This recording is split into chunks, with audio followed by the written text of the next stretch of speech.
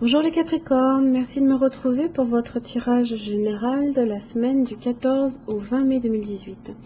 Donc si ce tirage ne résonne pas avec votre situation, pensez également à consulter votre signe ascendant, lunaire et en Vénus. Sur mon site internet, vous trouverez les liens qui vous permettront de les calculer, ainsi que les renseignements complémentaires si vous souhaitez un tirage plus personnalisé. Jusqu'au 19 mai, j'organise un tirage au sort, un concours, pour vous permettre de gagner des tirages. Donc il y a un tirage général ainsi qu'un tirage à une question. Donc n'hésitez pas à vous inscrire directement sur mon site internet à la partie inscription au concours. Vous avez le lien du site sous cette vidéo.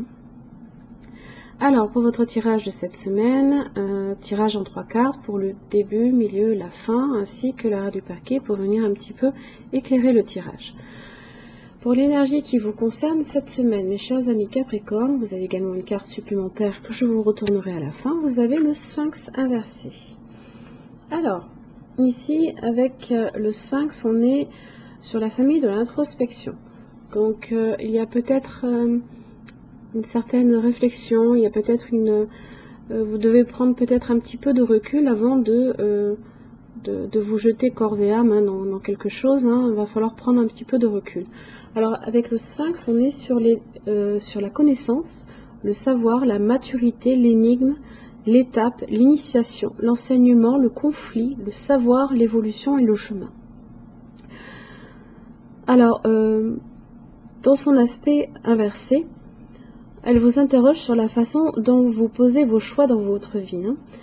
Est-ce qu'ils sont animés par des calculs à court terme, par la peur? Est-ce que vous interrogez-vous longtemps avant de prendre une décision? Est-ce que vous savez, êtes-vous stressé lorsque vous devez choisir? Là, il vous invite à retrouver votre posture, donc c'est-à-dire revenir un petit peu à vos valeurs, donc bien y réfléchir ici.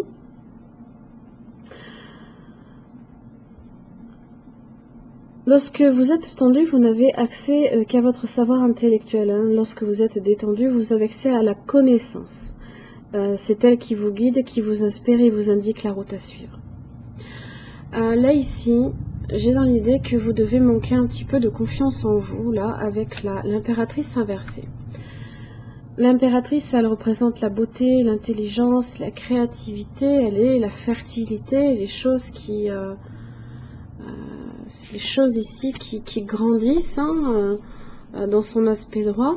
Et inversé, on manque ici peut-être de confiance pour arriver peut-être à son but. On manque peut-être d'ouverture justement sur les choses, de discernement. On manque pas nécessairement d'intelligence, mais peut-être qu'on n'a pas accès à tous les paramètres ici pour pouvoir permettre aussi de lancer quelque chose. Pourtant, vous allez le faire. Et je ne comprends même pas pourquoi vous manquez de confiance en vous. Vous avez l'as de bâton en début de semaine, qui lui, c'est l'inspiration, c'est l'idée nouvelle. Donc il y a une inspiration ici, il y a quelque chose là que vous êtes capable de mener. Alors peut-être saisir une opportunité. Ça peut être la passion aussi. La passion peut-être en amour, puisque l'impératrice, elle représente la beauté quand même. Vous avez la reine de bâton en milieu de semaine. Alors elle est sur la sagesse, la réflexion. Par contre, elle sait quand même aussi mener à bien ses idées, elle les concrétise. Donc elle est quand même sur une énergie là ici optimiste. Elle va sur tous les fronts. Elle manque peut-être attention à vraiment soigner peut-être les détails, mais une fois qu'elle est lancée, quand même, elle fait beaucoup de choses à la fois. Alors, vous me transformez un as de bâton en as de pentacle. C'est la croissance, c'est le renouveler, c'est la stabilité, c'est le projet ici qui se concrétise. Alors, ça peut être deux projets complètement différents, mais je ne pense pas. Je pense ici que vous avez une idée, une inspiration nouvelle, là, ici, et vous avez la capacité de le transformer en quelque chose de stable. Vous avez peut-être une nouvelle passion, vous êtes peut-être passionné par quelqu'un, vous avez peut-être développé une passion amoureuse pour quelqu'un, pour le transformer ici en... C'est l'as de pentacle, c'est la croissance, c'est le renouveau, c'est de la stabilité, hein. C'est quelque chose qui peut amener quelque chose de très riche, hein. Donc il n'y a aucune raison ici à ce que vous vous dévaluez là ici avec l'impératrice inversée, hein. Vraiment, au contraire, agissez comme la reine de bâton, hein, qui au contraire, voilà, elle reste optimiste et elle reste vraiment active sur sa façon aussi hein, de faire en sorte que ces projets ici se concrétisent et aboutissent à quelque chose de beaucoup plus riche, hein.